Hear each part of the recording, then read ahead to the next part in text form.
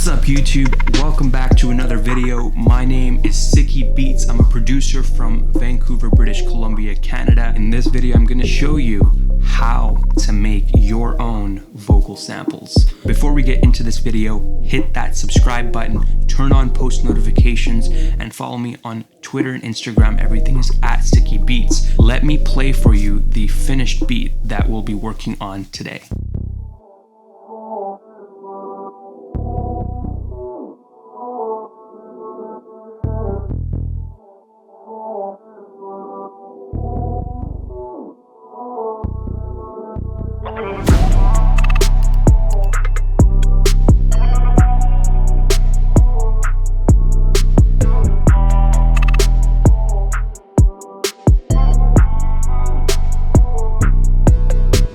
In 2 minutes or less, hopefully, I'm gonna try and share with you as many vocal tricks that I use in my production as I can. All the sounds that are used in this video are from my Quantum drum kit, so be sure to check out the link in the description. So as a producer, we like to make our beats interesting. So we want to add little sounds and little, fairy dust, if you will, to our beats to intrigue the listener. And one of those ways is to use a vocal sample within the beat. I'm gonna show you how to make these cool little vocal chants right from home using equipment that you probably already have. The equipment that you need to do this is, number one, you need a microphone. If you don't have a microphone, you can always use a cell phone. That's just one of the ways to do it. You need a pitch correcting plugin of some sort. For this example, I'm using a stock plugin that comes with FL Studio, which is the pitcher plugin, and a reverb, EQ, delay.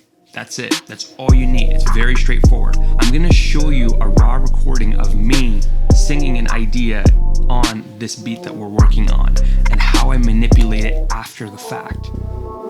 Working on it full time. Living in the mall.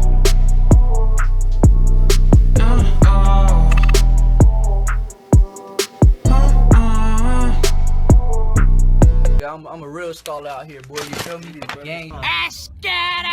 Now, the real magic for something like this comes from two things. The simplicity of how you perform the idea. So like 2 or 3 notes. If you're a singer, feel free to experiment with more complex ideas. But for this example, I'm gonna keep it very simple. I'm gonna show you the very basics of what you can do with just the equipment that you have with your DAW and your microphone. And number 2 is how you manipulate your own voice during the performance. So you can keep your mouth very closed and very quiet when you do it. Or you can open up and smile and it'll kind of change the tonality of the voice as well. That's really important. Let me play for you the recording that we did of the vocal for this example. Check it out. Working on it full time. Living in the mall.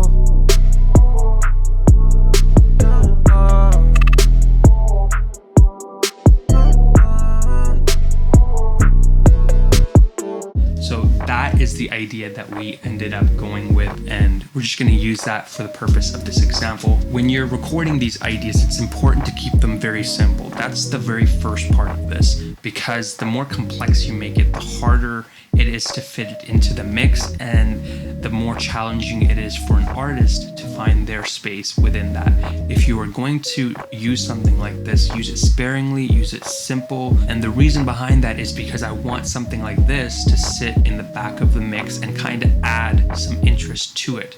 Now, the first part of this is to make sure that it is very simple. So when you're coming up with these ideas, stick to maybe 2 to 3 notes so that it doesn't take away from the main theme of the song or the beat, and it also doesn't distract the artist from what they're about to say or write on their beat. What we're doing is we're basically routing this audio straight into a empty mixer track where I've set up a few plugins that I use to get the sound effect.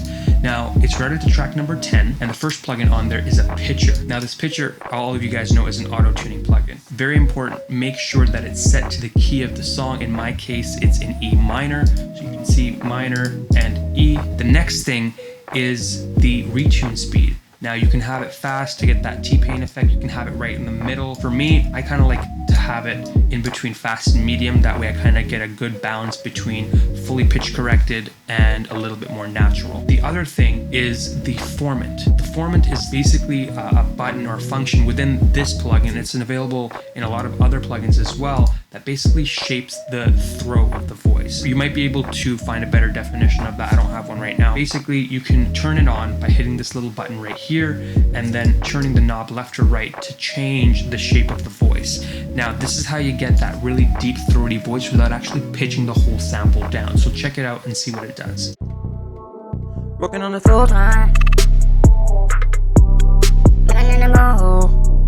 So you can see what it does. Next thing is just a simple EQ to control my voice. Now, I'm not adding a whole bunch. I'm basically using it to clean up the audio, the muddiness, and make the voice a little bit more clean sounding in the context of this mix.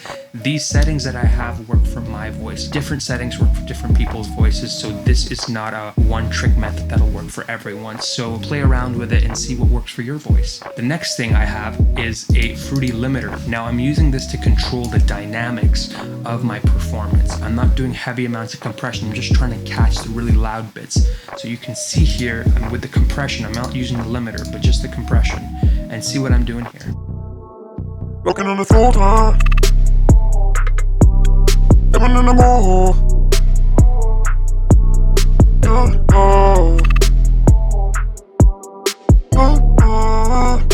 So that's that. The next thing is just some reverb and some delay.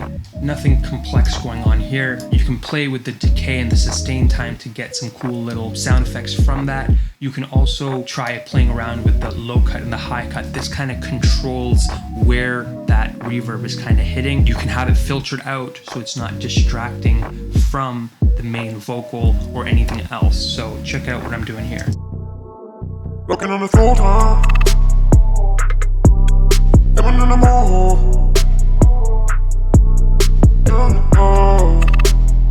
That's what you can do. Usually I like to do a low cut so I can kind of clean up the bottom end of the reverb, because I don't think I really need that. And the next thing I'm doing is just a simple delay, and I'm using the fruity delay too to do this. And I'm only adding in a little bit. So for this example, I'm gonna use the 2 steps, which will kind of give me a kind of like a 16th or an 8th note delay to this. Check it out. Working on it full time.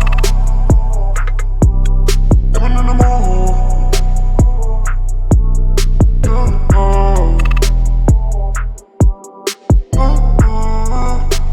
That's what I'm kind of doing with that. At this point, I'm sure we've already passed the 2 minutes, or we're probably about to, but I want to share a bonus trick with you guys that I use a lot in a lot of my songs. And that is basically to filter out the song or the little part of it so that I can kind of have more control of how it sits in the overall mix. So for this, I just use a filter, a fruity filter at the end of my chain to kind of control the frequencies that are actually playing or heard in the song. So check out what I'm doing here. Working on it full time.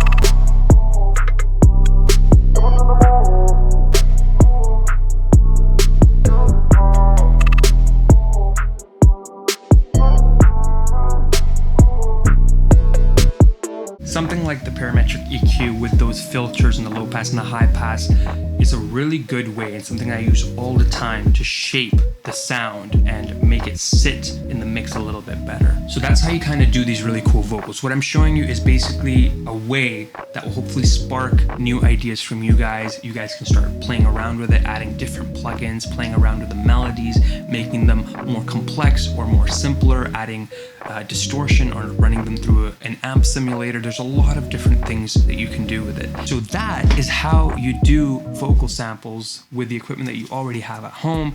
If you guys enjoyed this video, be sure to leave a thumbs up, subscribe if you haven't already, and I will see you guys very, very, very soon. Peace.